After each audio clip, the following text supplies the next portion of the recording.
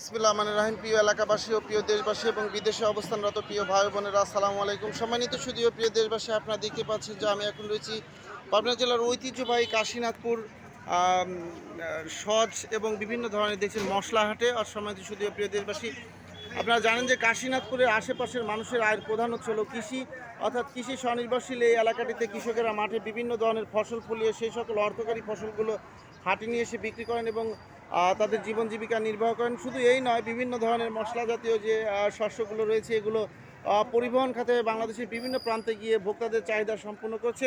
যাই হোক, আজকে আমরা জানবো যে কাশীনাথপুর হাটে এই সমস্ত যে মশলা জাতীয় যে সকল শস্য রয়েছে তার যে বাজার যে মূল্য। ভাই, এটা তো সজ না? ধনিয়া সজ। ধনিয়া কত করে যাচ্ছে? ধনিয়া 5,000 থেকে 7,000 টাকা মন। এবং কালিজিরা?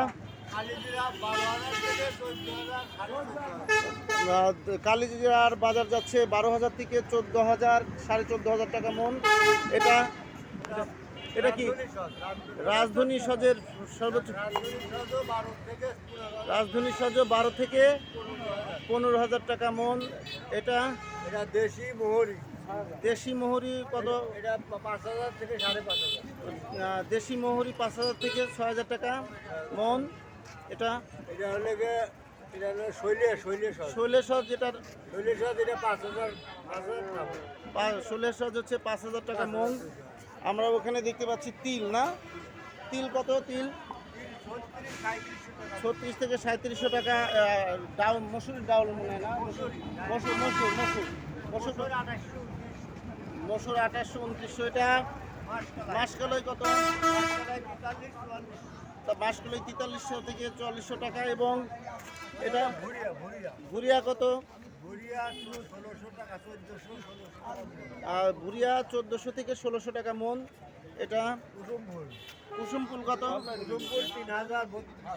3,000। কুসুম ফুল 3,000 থেকে 3200 টাকা মন। এবং এটা